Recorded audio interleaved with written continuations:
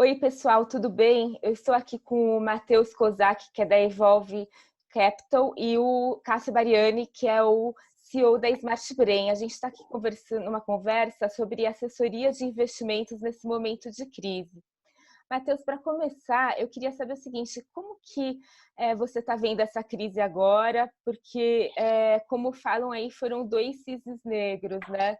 Um foi a própria questão aí do coronavírus, né? Que é um problema de saúde, um problema que também trouxe muita volatilidade ao mercado. E o outro é a questão do petróleo. E juntando a esses cisnes negros, hoje a gente tem um cenário aí de instabilidade política. Então, como que você está vendo esse cenário e como que você está trabalhando com seus clientes? Oi, então, bom dia, pessoal. Obrigado pela oportunidade de estar com vocês aqui. Então, Daniela, assim, acho que a gente poderia separar aí a conversa em duas etapas, né? Primeiro, dizer um pouco sobre essa crise, quer dizer, essa crise é uma crise sem precedentes, né? Acho que a gente nunca viveu nada parecido, é novo para todo mundo. Tanto é que as decisões que os nossos governantes estão tomando são decisões não muito seguras ainda, porque ninguém sabe qual vai ser exatamente o efeito. Hoje, mais do que há 2 meses atrás, quando tudo começou, as coisas estão, acho que, caindo um pouco né? Assim, as pessoas estão entendendo cada dia um pouco melhor os impactos dessa crise, mas, de fato, quando ela começou, ninguém esperava, inclusive a gente pôde acompanhar aí vários gestores dos mais experientes que a gente acompanha, que a gente gosta, que a gente segue ao longo desses meses aí, dizendo que realmente quando começou tudo era uma questão de saúde, não era uma crise econômica no começo. Então, as pessoas demoraram um pouco para reagirem, vamos dizer assim, né? O mercado começou a cair muito rápido e a maioria das pessoas falaram, não, acho que é uma crise de saúde, acho que o mercado está exagerando, vamos comprar e tal. E aí, enfim, acho que essa é uma questão. A outra questão é assim, enfim, como cada um reage a esse tipo de situação. O Brasil, ele costuma reagir um pouco pior do que os outros países. A gente vê uma crise política no meio de uma crise de saúde econômica, algo totalmente desnecessário na nossa cabeça. A gente não precisava disso agora, né? A gente poderia tá focando aí no que realmente importa, que é a crise econômica e a crise de saúde, mas não, né? Eu acho que o Brasil ele é um país que tá, assim, ao mesmo tempo que não surpreende, né, os nossos políticos estarem brigando agora nesse momento por poder, no momento de extrema dificuldade para o povo, não surpreende, a gente fica surpreendido, né? Porque a gente acha que não é possível que isso está acontecendo. Mas, enfim, está acontecendo, o Brasil é isso, a gente já está acostumado com isso, e o que a gente está vendo hoje é que os nossos ativos estão custando muito mais para se recuperar do que os outros ativos, né, de outros lugares. E aí, falando um pouco aqui de como a gente vê isso tudo, né? Eu e o meu sócio, né, que somos os fundadores aqui da Evolve, a gente já tem uma experiência até que razoável no mercado, a gente costuma ver essas crises como oportunidades, né? Então a gente costuma analisar deixar o emocional sempre de lado, analisar a parte técnica o máximo que a gente consegue e tentar instruir nossos clientes para que a gente de fato consiga tirar proveito dessa crise, né? Então acho que não sei se eu respondi, mas a sua pergunta, mas é assim que a gente costuma olhar. Mas no primeiro momento, o que vocês fizeram assim para acalmar os clientes? Vocês intensificaram aí a comunicação com os clientes? Eles têm procurado mais vocês para tentar realocar a carteira? Como que está esse movimento? Então, falando um pouco desse movimento, acho que a gente teve duas também, vou dividir em duas etapas. Teve a primeira onda, que foi aquela onda que, na verdade, final de janeiro, deu aquela primeira balançada ali, última semana de janeiro, a Bolsa veio aí para uns 113, 110 mil pontos, que estava ali perto de 120. Depois, fevereiro foi um mês já com um pouco de turbulência, e começo de março, quando quando a Bolsa bateu 80 mil pontos. Então, esse foi a primeira onda. Nessa primeira onda, Daniela, a gente, assim, os nossos clientes em geral, e isso foi uma coisa muito, muito positiva para a gente, eles estavam muito assim, a gente estava muito conservador no início do ano. O final do ano passado, e só fazendo parênteses, eu já volto aqui na onda, né? Final do ano passado, todo mundo animado, Brasil, PIB 2,5, dólar acho que é abaixo de 4 no final do ano, Bolsa 150 mil pontos, era Empíricos, era XP, enfim, todo mundo animado aí com o mercado.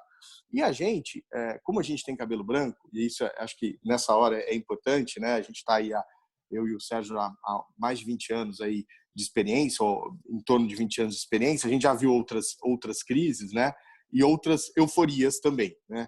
Então a gente estava muito, as nossas carteiras elas estavam muito conservadoras. A gente acompanha muito os bancos, né? A gente tem muitos parceiros, Itaú, BTG, a própria XP, e a gente via um movimento de realocação de perfil. Então os perfis dos clientes estavam sendo flexibilizados, né? Porque a gente tinha um movimento de juros baixo, bolsa subindo. Então o cara que era conservador nos bancos e o perfil 1 de conservador de Bradesco, Itaú, que era 100% pós-fixado, já tinha alguma coisa de renda variável, já tinha alguma coisa de pré-fixado e tudo mais, e a gente estava olhando isso de uma forma muito mais reativa. Então a gente via, né, os clientes traziam, pô, o Itaú me deu um upgrade de perfil, acho que agora faz sentido a gente ter um pouco de renda variável, e a gente, como a gente conhece muito mais o cliente, a gente está muito mais perto do cliente, a gente fez uma análise talvez muito mais apurada disso, e isso foi feito ali de novembro até janeiro, e a gente decidiu que a gente ia seguir o movimento, também não vamos ficar para trás, mas que a gente ia seguir o movimento com uma, vamos dizer assim, com uma calma maior do que a gente estava vendo, né? E aí, quando começou a primeira onda que eu comentei, os nossos clientes, a gente estava pronto para aumentar risco, só que a gente ainda não tinha aumentado, né? A gente tinha aumentado muito pouco. Então, assim, a gente segurou muito cliente que procurou a gente ali no final do ano. Olha, agora eu estou com 10% de renda variável, eu quero ir para 50%. Não, mas como assim? Você não tem histórico? Calma, não é por aí. É Brasil, não é? Aqui a gente não sabe se esse cenário de juros ele vai ser... qual vai ser o timing disso e tudo mais. Não, porque eu li, porque o Empíricos, porque a XP, porque não sei o quê. Eu falei, calma, vamos conversar. Então, a gente estava numa situação confortável. Quando veio a primeira onda, e foi engraçado, porque quando veio a primeira onda, aí a gente chamou esses clientes e falou, agora acho que é a hora da gente aumentar aquela... Não, mas calma, agora também... Não, peraí, você estava querendo comprar a bolsa a 120 mil pontos, né? Agora 80 mil pontos me parece muito mais razoável do que a 120. Muito mais barato, obviamente que o cenário mudou, né? O cenário mudou, mas me parece muito mais barato. E aí, a gente acabou fazendo alguma coisa muito, vamos dizer assim, muito pontual ali nos 80 mil, né? Assim, aumentamos um pouco de risco de alguns clientes, que a gente já tinha combinado aumentar lá a 120 mil pontos, então a gente ficou, de novo, numa situação confortável, e aí veio a segunda onda, que foi quando a Bolsa caiu mais 20 mil pontos aí, e aí acho que aí a turma deu uma assustada, né? Aí a turma assustou, não, agora vai acabar, não, calma, não vai acabar, o Brasil não vai quebrar, as empresas não vão falir, ou pelo menos as que a gente acredita e que a gente está comprando aqui. E aí a gente acabou fazendo esse segundo movimento de aumento de risco, né? Porque alguns clientes apavoraram e não quiseram fazer, a gente respeitou, e outros que deixam a gente fazer uma gestão mais discricionária, né? A gente acabou fazendo. E hoje as carteiras, eu digo que elas estão bem, assim, ainda não estão no nível que a gente gostaria que elas tivessem. Algumas carteiras, a gente está voltando no perfil de risco que a gente tinha no final de janeiro, porque como renda variável caiu mais do que os outros ativos, né, a carteira ficou desbalanceada. Então, o que a gente está sugerindo agora, nesse momento, vamos para os clientes que têm mais medo, né, e a gente respeita super isso, vamos pelo menos voltar ao que a gente tinha de renda variável lá em janeiro, porque perdeu valor, saindo aí eventualmente de multimercado. Tinha muito cliente carregado em multimercado, a gente está trocando um pouco esse risco, quer dizer, saindo um pouco de multimercado, indo para um risco um pouco mais direcional, um pouco mais que a gente acredita, e a nossa cabeça é a seguinte, a gente acha que o mercado vai voltar, talvez não no tempo que a gente achava na primeira onda, porque quando veio a primeira onda a gente acreditava, assim como a maioria dos gestores, que ia ser um V, né? Que a gente ia voltar, Sim. assim como caiu, ia subir.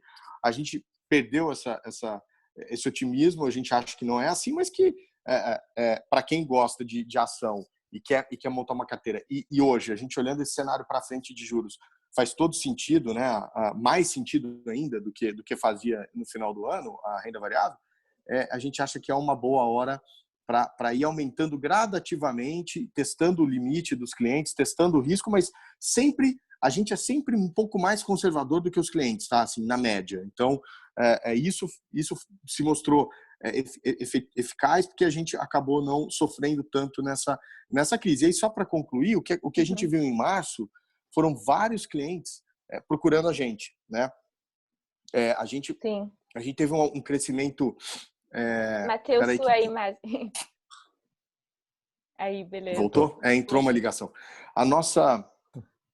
A gente teve um crescimento de 20% de AUM em março, relevante, de clientes que a gente estava conversando, clientes que estavam sendo assessorados, principalmente por agentes autônomos aqui na região, e que por uma questão, aí talvez uma outra discussão que a gente pode ter, não sei se hoje ou outro dia, pela questão do conflito de interesse, esses caras acabaram... Só um segundo, porque estão me ligando aqui, aí cai. E esses caras acabaram... O mercado está agitado. Desculpa. É que quando entra uma ligação, ele corta. Ele corta. A gente acabou tendo uma procura grande de clientes que até então achavam que não precisavam pagar pelo serviço. Vocês sabem, a gente é gestor, né? A gente é administrador de carteira, a gente não é agente autônomo. E aí eles nos procuraram em março e falaram, não, acho que faz sentido eu pagar pelo serviço, porque eu vi que assim, a maioria dos clientes que a gente captou em março e grande parte das conversas que a gente está tendo, eles estavam em posições muito conflitadas. Então, por exemplo, aqueles COIs, aqueles rubis, né? Posições que não fariam sentido nenhum a gente colocar em cliente nosso, a gente nunca colocaria isso, porque a gente sabe como é que é a precificação desses ativos, né? A gente que trabalhou do outro lado da mesa, esses clientes acabaram sendo executados nessas operações e aí se viram numa situação desconfortável, muito desconfortável, e acabaram procurando a gente. Então, o nosso trabalho, o trabalho de gestão de recursos e administração de carteira remunerado, eu acho que esse trabalho ele está fazendo cada vez mais sentido, e quanto mais os juros cair, mais sentido esse trabalho faz, né? A gente até estava numa discussão aqui, a gente cobra um percentual do patrimônio, né? Como todo o gestor, e a gente devolve qualquer rebate que a gente tenha na gestão do recurso, né? E a gente estava numa discussão aqui, quando esse juro começou a cair, lá o ano passado, se a gente ia diminuir essa taxa. A gente viu um movimento desse, principalmente dos gestores de renda fixa, diminuindo taxa de fundos, né? De administração. E a gente acha que o nosso trabalho é justamente o contrário, ou seja, nosso trabalho é de inteligência. Então, quanto menor é o CDI, mais sentido faz o trabalho do gestor e do administrador de carteiras, né?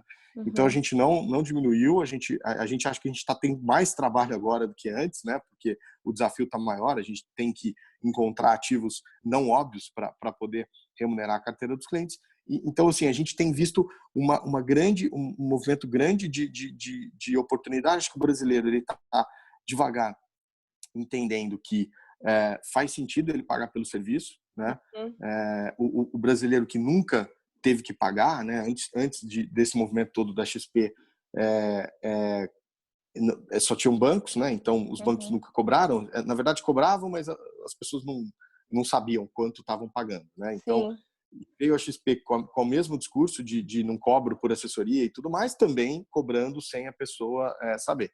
Eu acho que essa relação que a gente estabelece com o nosso cliente é muito mais clara, né? Eu digo quanto eu cobro, eu digo quanto custa o meu trabalho e o cara vai avaliar se faz sentido ou não ele me contratar. Eu acho que faz muito mais sentido essa relação do que, não, eu não te cobro nada, fica tranquilo e tudo bem, né? Tudo que é de graça a gente tem que desconfiar. Matheus, pode falar, cara. Matheus, deixa eu te até aproveitar o seu gancho, porque eu acho que é super relevante isso que você está colocando, porque tem dois pontos, né? O primeiro ponto em si que você comentou, que vocês estão numa fase agora, março, já com 20% a mais de captação de AUM, o que mostra uma total diferença da postura aí do investidor. A gente já tem comprovado isso a nível de mercado, que a gente vê que a nível de a pessoa física, de maneira geral, ela tem se comportado muito mais diferente das outras crises, 2008, etc. Ela tem se comportado diferente, não entrando em pânico e estando até numa postura de ser mais comprador do que vendedor no momento de crise. E essa sua postura que a gente enxerga, você atribui que esse papel da gestão e da assessoria para o investidor propriamente dito é o que está transformando propriamente dito como esse investidor está decidindo os seus negócios, e você acha que esse conservadorismo que vocês adotaram em determinado momento, ele também é prudente para todo profissional no sentido de conseguir trazer essa tranquilidade para os seus clientes? Como é que você vê isso? Cara, eu acho que sim. Eu acho que assim, o que a gente vê esse movimento todo que a gente viu de assessoria, né? E aí acho que a gente tem que deixar aqui as coisas meio claras, né? Assessoria, o que as corretoras, não vou falar só da XP, tá? BTG, XP, Claro. enfim, Guide, qualquer outra aí que você queira. Esse conceito de assessoria, ele é muito complicado, porque o cara ele se diz assessor, né? E ele recebe uma comissão por aquela assessoria. Então essa relação, ela na minha cabeça, ela não é saudável e não é, vamos dizer assim, sustentável no longo prazo, né? E aí, o Cássio, assim, quando você tem uma assessoria onde você recebe comissão por ela, fica muito complicada a sua decisão, no sentido de que, poxa, eu vou ser conservador. Se eu for ser conservador, eu vou botar o cara só em título de renda fixa. Título de renda fixa não paga comissão nenhuma. Então, você fica naquela questão. Acho que, de novo, insistindo aqui no ponto, quando você tem uma relação clara com o cliente, de que, olha, eu cobro pelo meu trabalho custa tanto e é isso, e você vai avaliar do seu lado se faz sentido ou não o meu trabalho.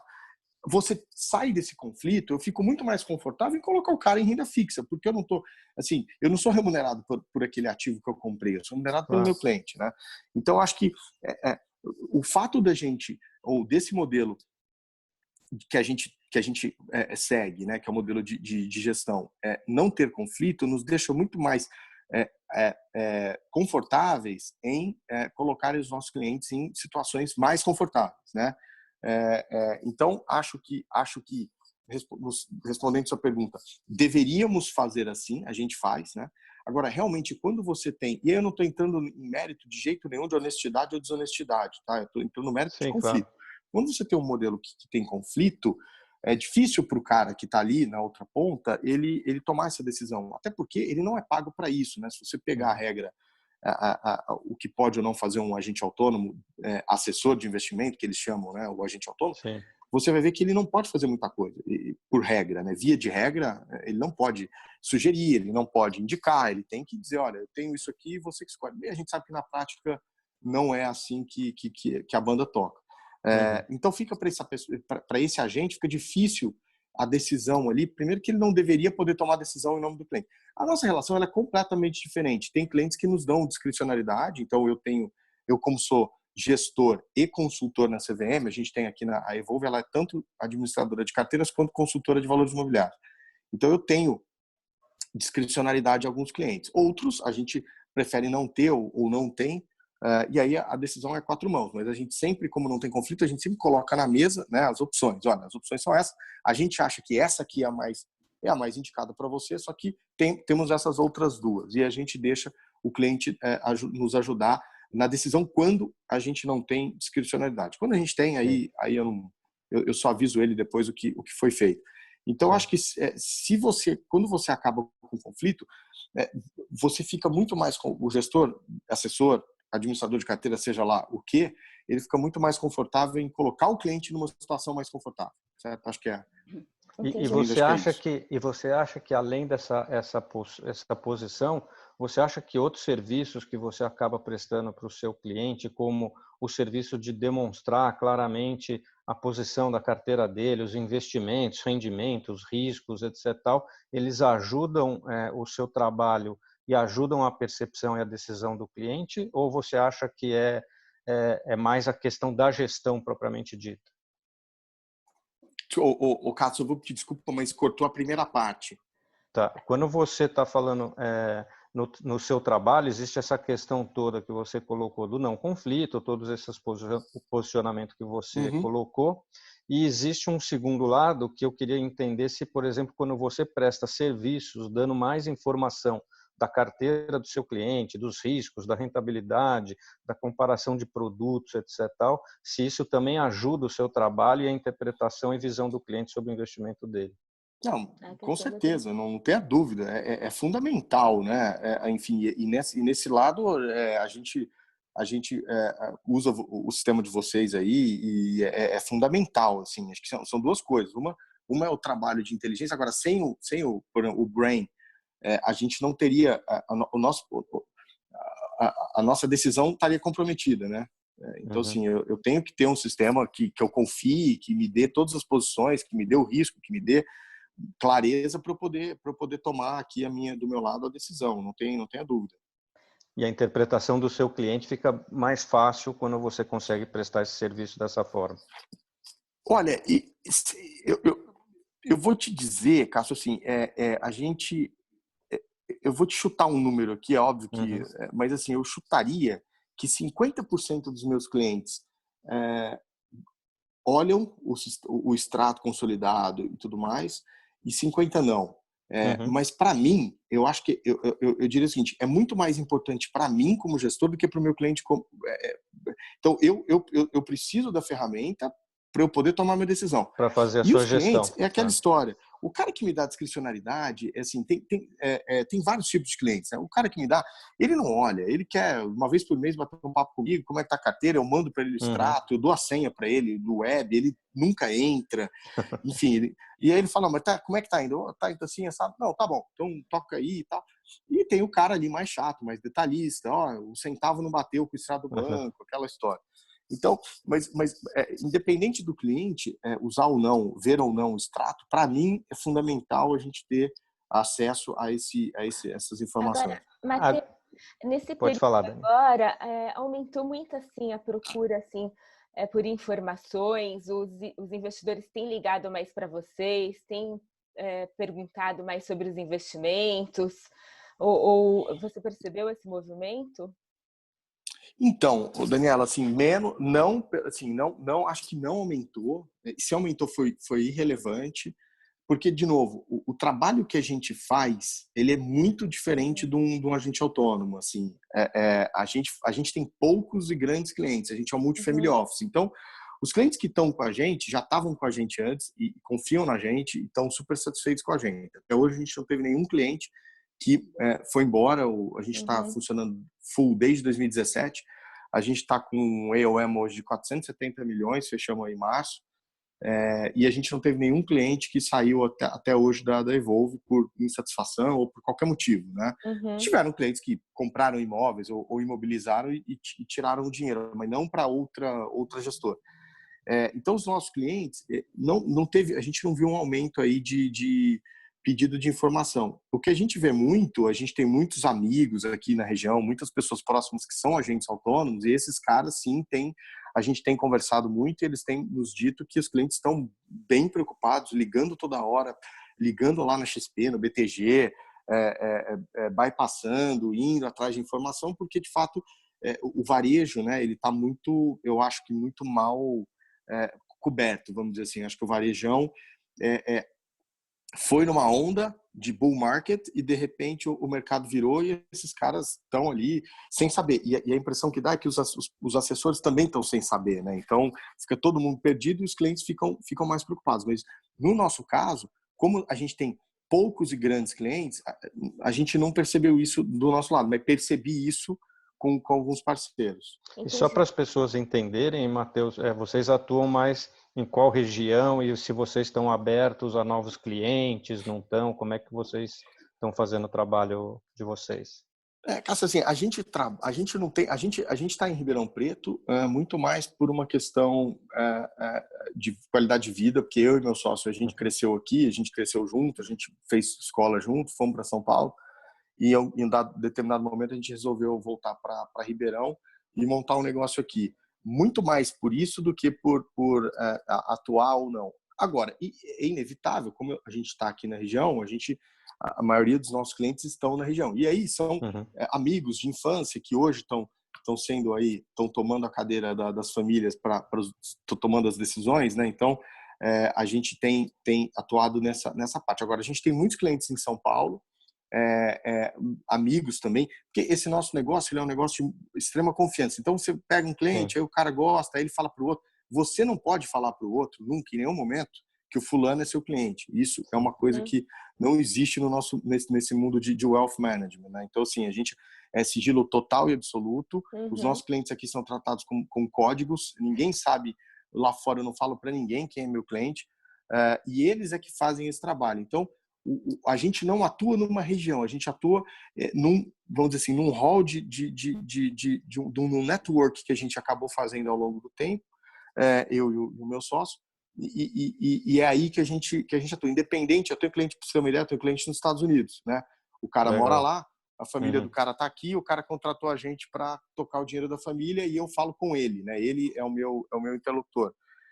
Clientes em São Paulo, tenho clientes no Sul, tenho clientes, a maioria em Ribeirão, mas não tem muito limite.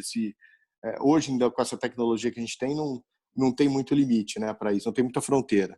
Tá, agora com essa história do home office, agora fronteiras caíram, né? Não é mais regional o negócio. Assim, e aí você pode imaginar, fazendo um gancho, que para a gente o impacto foi zero, né? Zero, Imagina. absolutamente. A gente todo mundo aqui já tem seu laptop, então foi só uma questão de, amanhã, a partir de amanhã, tá todo mundo em casa, pega o computador, leva embora leva e trabalha de lá. Agora, como que está sendo, você ficou um período de home office, agora eu estou vendo que você já voltou para a empresa, mas como que é gerenciar equipes assim remotamente? Daniela, assim, aqui todo mundo é sócio, então a maioria, né, das pessoas. A gente tem aí alguns estagiários, mas a maioria das pessoas são sócios. Então, assim, a gente parte do princípio que todo mundo tem que saber o que fazer, certo? Eu não vou ficar cobrando. A gente tem aí uma reunião semanal que a gente faz com todo mundo aí via algum sistema desses aqui. E assim, a gente não viu muita dificuldade nisso, não. Tá? Vocês já estão Todo na mundo transformação digital. a gente já era. Todo o nosso arquivo é em nuvem. O Brain também funciona num servidor aí com vocês. Quer dizer, a gente não teve nenhum tipo os sistemas que a gente usa de informação, XP Trader, Bloomberg, são todos sistemas também que a gente acessa de qualquer lugar. Então a gente não viu. Como Ribeirão é uma cidade que está com muito pouco caso e totalmente sob controle aqui a situação do coronavírus, a gente decidiu nessa última semana voltar para o escritório só eu e meu sócio. Então outras pessoas, hoje a gente somos em 8 pessoas, então é um escritório pequeno, então tô eu e ele aqui e as pessoas estão em casa, né? E tem funcionado perfeitamente. Legal. Agora, assim, para finalizar, eu queria que você falasse um pouquinho aí sobre as perspectivas da assessoria independente, né, da consultoria independente de investimentos, e que você desse um recado também para os investidores nesse momento. Olha, de novo, acho que já deixei aí no que eu falei para vocês meio claro qual é a minha cabeça, né? Eu acho que esse modelo de administração de carteira, gestão é o que a gente acredita. A gente não é que eu não gosto, mas eu não investiria meu tempo com agente autônomo, porque, enfim, acho que é outro perfil. Nosso perfil é um perfil mais diferente, né? Então acho que já deixei claro aqui. Acho que acho isso importante, acho que tem futuro, tem pouca gente fazendo. Em São Paulo tem muita gente fazendo. Por que tem pouca gente fazendo? Porque para você fazer esse trabalho de gestão, administração de carteiras e tudo mais, é um trabalho que ele exige uma estrutura maior, né? Para você ser gestor na CVM hoje, e na Ambima é um processo realmente penoso, né? Então, é por isso que as pessoas acabam indo para um caminho mais fácil, que seria ser o agente autônomo. Então, mas tem espaço para todo mundo. Acho que o agente autônomo está aí, veio para foi um processo disruptivo aqui no Brasil, principalmente. Os bancos dominavam esse mundo, agora não dominam mais, né? Eles têm que dividir aí o bolo com os agentes autônomos. E as gestoras, elas sempre existiram, né? Não estou aqui inventando roda nenhuma. A gente tem aí histórias, a gente conhece bem histórias muito, muito boas de caras como Perfin, como Reliance, como GPS, G5, caras que a gente admira muito, que a gente gosta muito, que a gente acompanha, que a gente eventualmente quer ser um dia quando a gente crescer. E que estão aí, e que vão continuar aí, e que acho que vão crescer. E nesse cenário de juros baixos, que eu acho que o Brasil vai começar e não vai ser uma volta rápida. Eu acho que esse cenário veio para ficar, talvez não 2,5, 3, mas 5, 6, eu acho que 4 a 6, eu acho que pode ser um cenário de médio e longo prazo. Faz cada vez mais sentido esse trabalho que a gente faz aqui, né? E acho que é isso, acho que as pessoas têm que sair da zona de conforto e ir para empreender, porque eu acho que vale a pena, é penoso, custa, tem que colocar aí, fazer conta de custo e oportunidade, mas no final do dia vale a pena. Vale a pena, né? E para os investidores enfrentarem esse momento, o que você poderia dar de... Eu acho que calma, tentar ouvir mais opiniões, né? Assim, uma coisa que aconteceu interessante nesses últimos meses, dias, porque assim, esse nosso trabalho, ele é engraçado porque ele é um trabalho que todo mundo faz. Você pega médico, dentista, advogado, você fala, o que você faz? Eu faço gestão de patrimônio. Isso aí eu faço. Isso aí qualquer um faz, isso é fácil, né? Então isso é o que a gente mais ouve. E esse movimento que a gente viu aí acontecendo nos últimos meses, principalmente desses clientes que a gente conseguiu captar aí no meio do olho do furacão, são grandes empresários em geral, são empresários que alguns me disseram que o que faltava para eles, eu ouvi essa frase de 2, o que faltava era ele profissionalizar a gestão do dinheiro, porque toda a parte jurídica dele era profissional. Então, o CEO da empresa é profissional, o cara que toca os imóveis também dele, o patrimônio imobilizado é um profissional e tal, e que faltava, o cara que toca a fazenda é um profissional, mas o que faltava era contratar um profissional para tocar o dinheiro dele. E contratar mesmo, pagar o cara, e como eles já estão acostumados. Então, eu acho que isso é uma tendência, acho que o Brasil está indo nessa direção, principalmente as grandes fortunas aí já tem há muitos anos profissionais tocando dinheiro, e o nosso nicho é um nicho intermediário. E acho que para os investidores é ter calma, procurar ajuda, né? E tomar um pouco de cuidado com essa questão de que quando a pessoa fala, não, eu não te cobro não pelo trabalho, deixa que eu faço aqui de graça. Eu acho que tem que tomar um pouco de cuidado com isso, porque ninguém faz nada de graça, acho que isso é meio básico, né? Meu avô já dizia isso. E quando alguém te fala que é de graça, alguma coisa deve ter aí por trás, né? Então, acho que tomar cuidado com esse tipo de informação e procurar opiniões distintas. Hoje, o que não falta são fontes de informação. O cara que não quer contratar um gestor, um administrador de carteiras remunerado, que procure várias fontes, que tem muita fonte de informação, que estude, que vá atrás realmente, e que tome cuidado com algumas pirâmides, caras que falam que não cobram nada e tudo mais. Tá certo, então, Matheus. Tem muito excesso de informação também aí que leva a conclusões erradas também, né, Matheus? Com certeza, Cássio. Por isso que eu acho que faz sentido, acho que esse mito de que não existe pagar por esse trabalho, né? Acho que acho que isso tem que cair, porque é um trabalho que tem que ser remunerado, tem que ser bem remunerado, é o cara que está cuidando do seu dinheiro, né? Então você tem que pagar ele bem, porque senão, né? E, obviamente, é o que eu te falei, tem que tomar cuidado, porque também se o cara for fazer sozinho, com infinidade de informações que ele tem na mão, hoje a chance dele não saber o que fazer é maior do que a chance dele saber o que fazer. Exato. Tá certo, então, Matheus, eu agradeço bastante mesmo a atenção, super obrigada. Enfim, em breve a gente volta com outras conversas aqui na Smart Brain. Obrigada. Tá bom, obrigado. Eu que agradeço a chance aí. Obrigado, Um abraço, Matheus. Um Tchau. super abraço. Outro. Tchau, tchau.